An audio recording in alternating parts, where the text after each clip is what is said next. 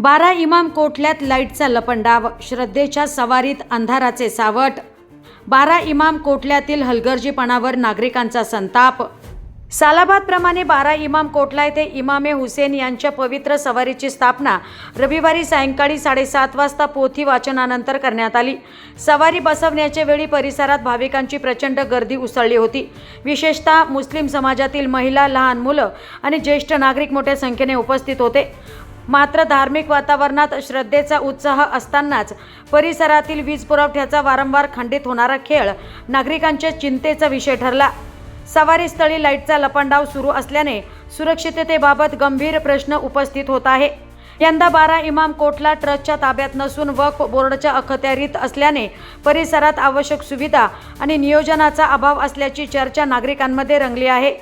कत्तलच्या रात्रीही अशाच प्रकारचे अंधाराचे साम्राज्य राहिल्यास गर्दीचा फायदा घेत चोरट्यांकडून हातसफाई, महिलांच्या दागिन्यांवर डल्ला आणि अन्य अनुचित प्रकार घडण्याची भीती व्यक्त केली जाते। 12 इमाम परिसरात महिलांचा सहभाग मोठ्या प्रमाणात असतो, त्यामुळे कायदा सुव्यवस्था राखणे आणि बंदोबस्त ठेवणे हे प्रशासनासमोर मोठे आव्हान ठरणार आहे।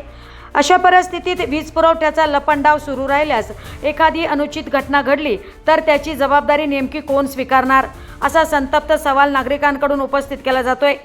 परिसरातील वाढत्या चिंतेमुळे वक्फ बोर्ड आणि प्रशासनाच्या कार्यपद्धतीवर प्रश्नचिन्ह निर्माण झाले असून संभाव्य धोके टाळण्यासाठी तातडीने उपाययोजना करण्याची मागणी जोर धरू लागली आहे।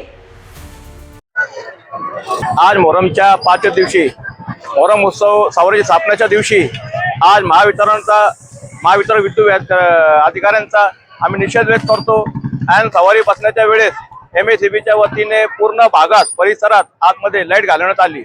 या लाईटीमुळे अनेक मुलांना चेंगराचेंगरीमध्ये नुकसान झालं, महिलांचे नुकसान झाले। आणि आम्ही MSEBला आवाहन करतो की त्यांनी जर याच्या 5 दिवस जर असंच काम ठेवलं तर आम्ही त्यांचा काळेपासू। तसेच ह्या ज्या झालेल्या घटनेचा आम्ही निषेध करतो, कारण की आपण पाहिलं तर जिल्हाधिकारी यांच्या दालनात जेव्हा मीटिंग झाली, त्या मीटिंगमध्ये कलेक्टर साहेब, SP साहेब, महानगरपालिका अधिकारी व MSEBचे अधिकारी हे उपस्थित होते। त्यांनी त्यावेळी गवाही दिली का 5 दिवस कोणत्याही प्रकारे तुम्हाला कुठल्याही प्रकारचा तुम्हाला त्रास होणार नाही। विद्युत अधिकारीकडून कुठल्याही आश्वासन देण्यात आले होते का लाईट जाणार नाही म्हणून, पूर्ण प्रकाशमय तुम्हाला इथं दिवसभर दिसणार, परंतु तसं काय झालेलं नाहीये। आम्ही या घटनेचा निषेध करतो व येणाऱ्या काळात जर याच्यापुढे जर काय झालं या किंवा